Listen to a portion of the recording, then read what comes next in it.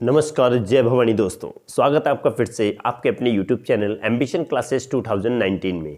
तो दोस्तों, जैसा कि हम अलग अलग क्लास पर डिस्कस कर रहे हैं, तो आज भी हम लेके आए हैं नया टॉपिक, एक नए क्वेश्चंस क्लास 12 से। जी हाँ दोस्तों, आज के टॉपिक रहने वाला है क्लास 12 से और चैप्टर का नाम होगा अल्कोहल, फिनोल और ईथर। तो दोस्तों, आज हमारा क्वेश्चंस रहने वाले हैं। आज हमारा टॉपिक जो है वो क्वेश्चंस हैं और ये क्या रहने वाले हैं, what conceptual based questions, or we can say the reason based questions. So today's topic is the reason based questions, जो कि बहुत ही ज़्यादा इम्पोर्टेंट है और ये क्वेश्चंस एनसीईआरटी से ही लिए गए हैं दोस्तों। तो बने रहिएगा हमारे साथ और समझते रहिएगा एक एक चीज़। अगर नहीं आता क्लियर तो दोस्तों आप हमें कमेंट बॉक्स में लिखिएगा। तो दोस्तों, उम्मीद है कि आपको समझ में आएगा।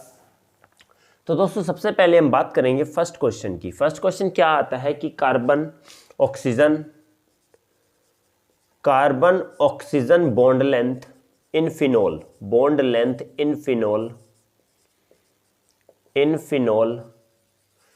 Is slightly less then in methanol. Why? दोस्तों, इसके प्यारे में आता है क्या रीज़न है इसके पीछे की जो बॉन्ड लेंथ होती है कार्बन और ऑक्सीजन के बीच में। कार्बन और ऑक्सीजन के बीच में जो बॉन्ड लेंथ होती है, जो उनकी जो बॉन्ड लेंथ है वो किस में, फिनोल के अंदर कम होती है, मेथनॉल में ज़्यादा होती है। तो दोस्तों, इसके पीछे हमारे क्या होते हैं कि answer is what, carbon oxygen bond length in phenol is slightly less than in methanol by two ways.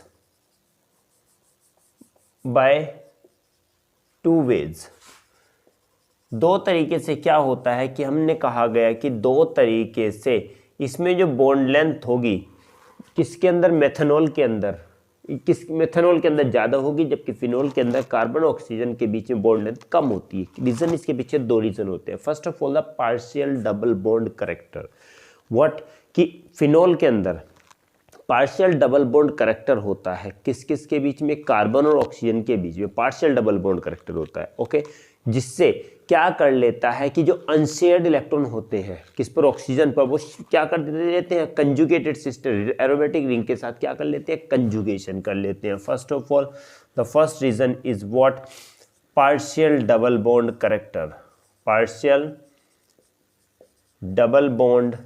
Character. दोस्तों, सबसे पहला आता है partial double bond character on the account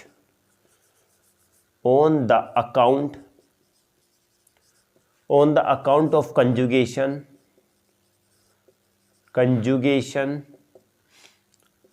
of an unshared pair of electron on oxygen atom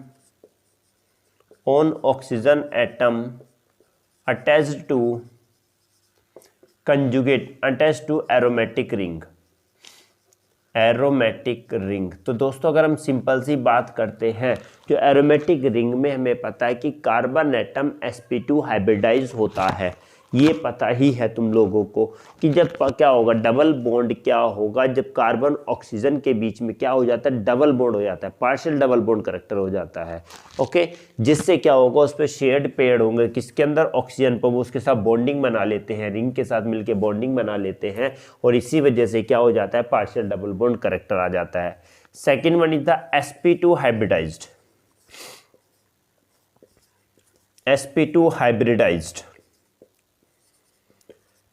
hybridized of the carbon atom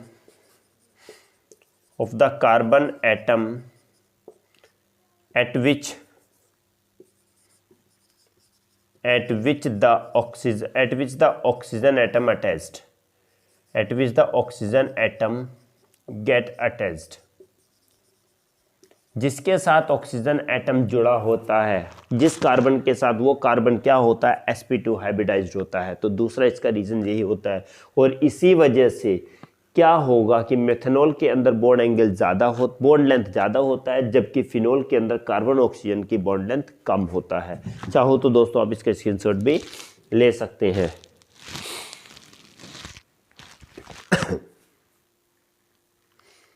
okay दोस्तों, बात करते हैं second वाले क्वेश्चन की।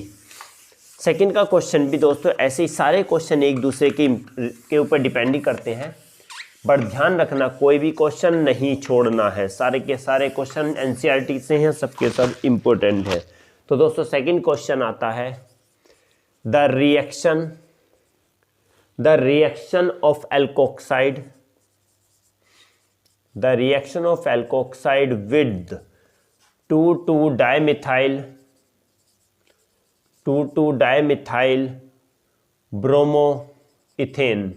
bromoethane. Is it clear? Gives an exclusive alkene. Note, gives an exclusive what? 2-methyl propene Y। तो reason की बात अगर आती है तो ये सेकंड वाला है कि समझ लेते हैं क्या कहना चाह रहा है क्वेश्चन। ये कहना चाह रहा है कि अगर हम एल्कोक्साइड की रिएक्शन 2,2-डाइमिथाइल ब्रोमोइथेन के साथ करते हैं तो सबसे पहले बात आती है दोस्तों, इसका स्ट्रक्चर फॉर्मूला क्या होगा। तो दोस्तों इसका स्ट्रक्चर फॉर्मूला आएगा ये CH3, this one is the CH3। Okay, 2,2-डाइमिथाइल ब्रोमोइथेन। तो दोस्तों क्या हो गया, ये किसका एग्जांपल है, क्या है ये किसका है, ये 2,2-डाइमिथाइल ब्रोमोइथेन है। ये बात कहेंगे तो टर्शरी स्ट्रक्चर है।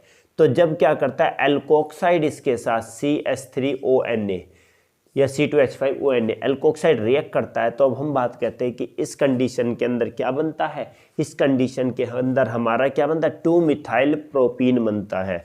अगर बात करते हैं तो CH3 C double bond CH2 and this one is the CH3। तो ये प्रोपीन क्या बनेगा हमारा, ये प्रोपीन बनता है। Is it clear? तो ये प्रोपीन बनेगा। ये प्रोडक्ट क्यों बनेगा, इसके पीछे रीजन क्या है। तो दोस्तों अगर रीजन की बात करते हैं तो एल्कोक्साइड क्या है, एक न्यूक्लियोफाइल के साथ साथ क्या भी है, एक स्ट्रॉन्ग बेस भी होता है। ओके, तो जब ये क्या करेगा, ये एल्काइल हैलाइड के साथ रिएक्ट करता है तो क्या देता है, ये leading to the elimination reaction. ये क्या देगा, एलिमिनेशन रिएक्शन देता है। तो बात करें दोस्तों बिकॉज, तो you can write from here to here like this here. Now I am starting from because what, because alkoxide not only nucleophile but strong base, but also strong base। Okay, तो क्या होता है कि nucleophile होने के साथ ये सिर्फ न्यूक्लियोफाइल ही नहीं होता, क्या भी होता है, स्ट्रॉन्ग बेस भी होता है। So they can reacts with what, they can reacts with not this means alkyl है, so you can write directly alkyl halide। they can react with alkyl halide leading to what, elimination reaction। तो दोस्तों यही बात होती है कि क्या, कि जब एल्कोक्साइड इसके साथ रिएक्ट करता है 2,2-डाइमिथाइल ब्रोमोइथेन के साथ रिएक्ट करेगा तो एक एक्सक्लूसिव क्या बनता है, प्रोपीन बनता है। तो क्यों बनेगा, क्योंकि ये न्यूक्लियोफाइल होने के साथ साथ स्ट्रॉन्ग बेस भी होता है। जब ये किसके साथ, एल्काइल हैलाइड के साथ रिएक्ट करेगा तो क्या देता है, एलिमिनेशन रिएक्शन देता है। सिंपल सा है, 3 लाइन में है। फर्स्ट ऑफ ऑल क्या बात होती है कि न्यूक्लियोफाइल भी है, उसके साथ स्ट्रॉन्ग बेस भी है। सेकंड आती है ये किसके साथ रिएक्ट हो जाता है, एल्काइल हैलाइड के साथ, और क्या बना लेता है, एल्कीन बना लेता है। क्यों, क्योंकि ये क्या देता है, एलिमिनेशन रिएक्शन देता है। ओके, क्योंकि हम लास्ट क्लास में पढ़ के आए दोस्तों, क्लास 11th में, एलिमिनेशन रिएक्शन, एलिमिनेट कर देना, ठीक है, और क्या बना देना, एल्कीन बना देना। बात करेंगे दोस्तों थर्ड वाले क्वेश्चन की। तो थर्ड वाले क्वेश्चन की बात आती है, in the preparation of ether, in the preparation of ether comma what tertiary alkyl halide, tertiary alkyl halide is not used why. इसके पीछे रीज़न क्या है दोस्तों, क्यों नहीं यूज़ करते? जब हम ईथर बनाते हैं तो उसमें टर्चरी एल्काइल हैलाइड का यूज़ नहीं करते, is not used tertiary alkyl halide, why?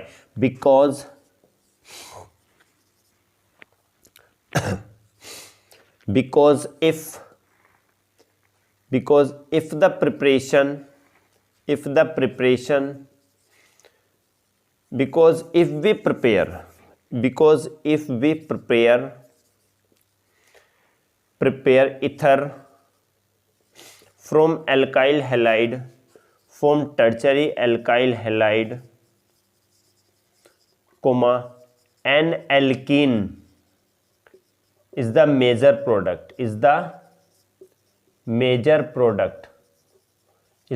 product formed, but not ether। समझ लो दोस्तों, अभी हमारी क्या टर्चरी 3 डिग्री अल्काइल हैलाइड की बात थी, अभी यहीं पर भी तो वही थी 3 डिग्री अल्काइल हैलाइड। तो 3 डिग्री अल्काइल हैलाइड से जब हम क्यों नहीं बनाते, क्योंकि जैसे हम बनाते हैं इससे तो ये क्या कर लेता है, ये एल्कीन बन जाता है। इसमें क्या बन जाएगा, इसमें एल्कीन बन जाएगा, तो इसमें ईथर नहीं बनेगा। तो ईथर के प्रिपरेशन में टर्चरी अल्काइल हैलाइड यूज़ नहीं करते हैं।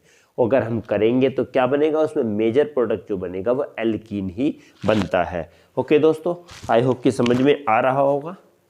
चाहो तो आप इसका स्क्रीनशॉट भी ले सकते हो। ओके दोस्तों, बात करेंगे अब हम नेक्स्ट वाले फोर्थ वाले पार्ट की। तो फोर्थ की बात आती है दोस्तों phenol, sorry, phenol does not react further to give halides, why? Reason क्या है? हमने कहा गया कि फिनोल क्या होता है कि फिनोल फिर से रिएक्ट होके क्या नहीं देता, फिर से रिएक्ट होके हैलाइड नहीं देता है। Because phenol, I am starting from because, because phenol cannot undergoes nucleophilic substitution reaction,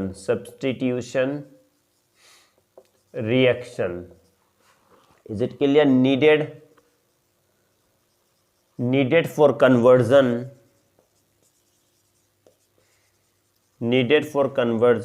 to halides, okay? because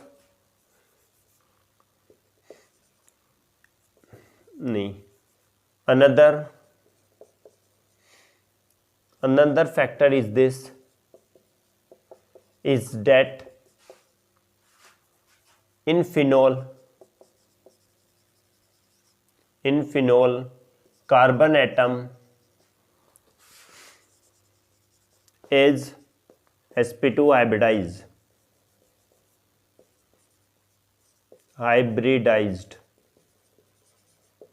okay तो दोस्तों बात करेंगे, देखो इसमें क्या, सबसे पहली बात, फिनोल किस में पार्टिसिपेट नहीं करता, न्यूक्लियोफिलिक सब्स्टिट्यूशन में पार्टिसिपेट नहीं करता। ये हम पहले भी बता चुके हैं कि फिनोल या बेंजीन कंपाउंड कोई भी होगा वो इलेक्ट्रोफिलिक सब्स्टिट्यूशन देते हैं। Is it clear? Electrophilic substitution देते हैं, न्यूक्लियोफिलिक नहीं देते। Because already benzene and benzene compounds have the large amounts of the what negative electrons, negative charge, because because it always receive electrons from the other species, so it already attained a negative charge. If any negative species attack on the benzene, or what will happen, then repel, always repel will take place. Okay, so in this case this one has a negative charge, and if any positive species attack on the benzene compound, then it attracts the positive compound, positive charge, positive species. So इसी reason से हम कहते हैं कि phenol क्या नहीं देता, nucleophilic नहीं देता है, ये इलेक्ट्रोफिलिक देता है. जब न्यूक्लियोफिलिक नहीं देगा किसके लिए, तो यही रीजन होगा, न्यूक्लियोफिलिक नहीं देगा तो वो फिर से वो किस में, हैलाइड में कन्वर्ट नहीं हो पाता है. दूसरा रीजन ये होता है कि फिनोल के अंदर कार्बन एटम sp2 हाइब्रिडाइज होता है. दो होते हैं कार्बन, बेंजीन के अंदर क्या होता है, एरोमेटिक में हमेशा कार्बन एटम sp2 हाइब्रिडाइज्ड होता है. सेकंड क्या होता है कि ये न्यूक्लियोफिलिक सब्स्टिट्यूशन रिएक्शन नहीं देता, जिससे कि ये किस में कन्वर्ट हो जाए, हैलाइड्स में कन्वर्ट हो जाए. दोस्तों आई थिंक ये समझ में आया होगा. फिफ्थ वाला पार्ट की बात करते हैं तो the bond between OCH3 is weaker than OC6H5. Why? दोस्तों बात आती है कि जो बॉन्ड होता है OCH3 के बीच में वो तो वीक होता है, जबकि OC6H5 के बीच में स्ट्रॉन्ग होता है. रीज़न क्या है इसके पीछे, क्या रीज़न है? हमने कहा गया कि रीज़न ये है कि अभी बताया था ये तो बेंजीन कंपाउंड है, जबकि ये बेंजीन नहीं है. तो इसमें जब बेंजोइल ग्रुप है, बेंजोइल OC6H5 फिनोक्साइड ग्रुप है, तो ये क्या होगा, इसमें पार्शियल डबल बॉन्ड करेक्टर होगा. तो because in phenoxide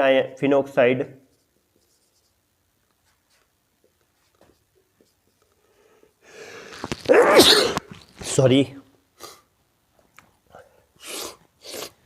the carbon atom is sp2 hybridized. Okay तो क्या होता है, फिनोक्साइड के अंदर कार्बन एटम क्या होता है, sp2 हाइब्रिडाइज्ड होता है. Okay so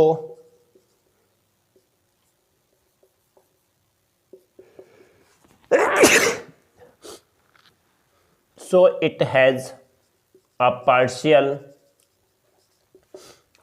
partial double bond character.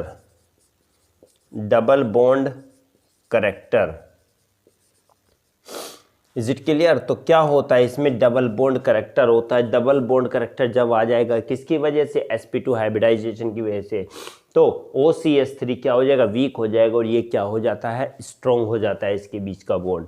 I think दोस्तों समझ में आया होगा. 6 वाला देख लेते हैं. 6 वाला क्या है, when one of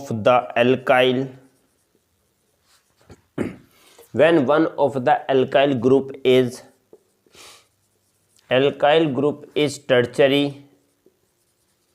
tertiary group, comma the halide formed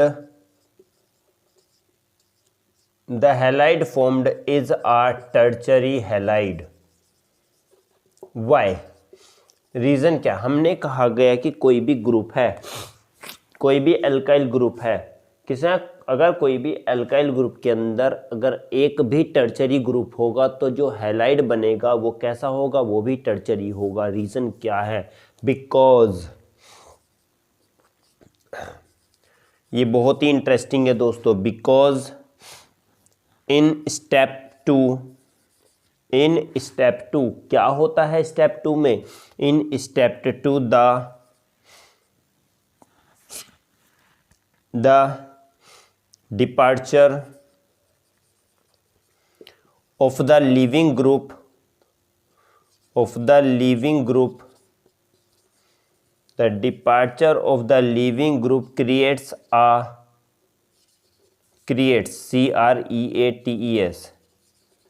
creates a more stable carbocation,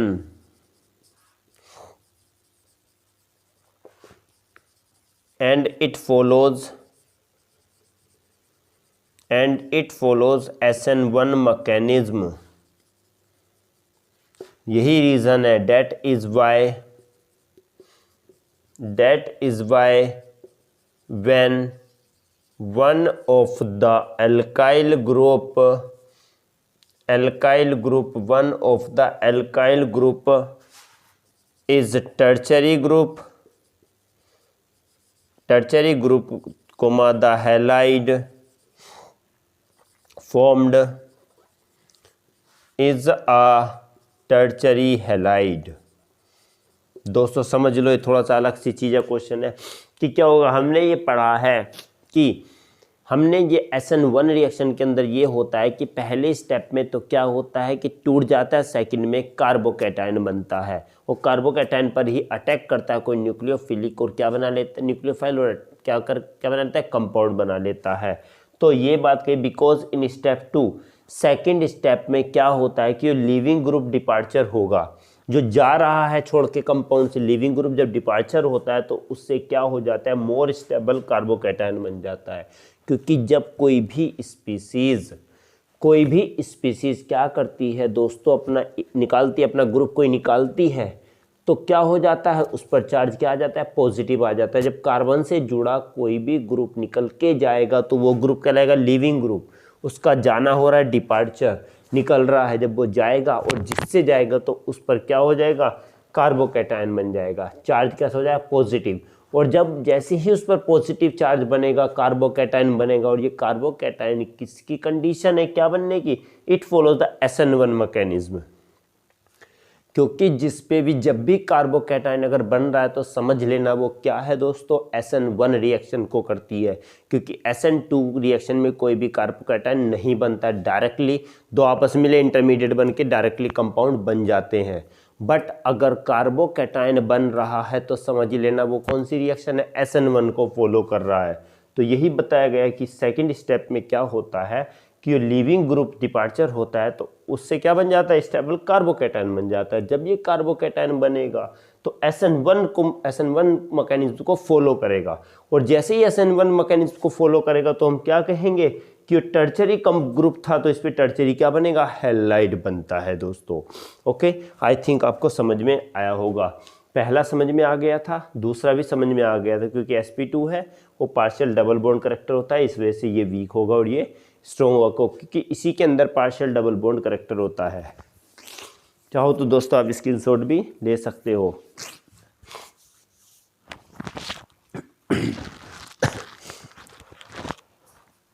okay दोस्तों, आई होप कि आपको समझ में आया होगा।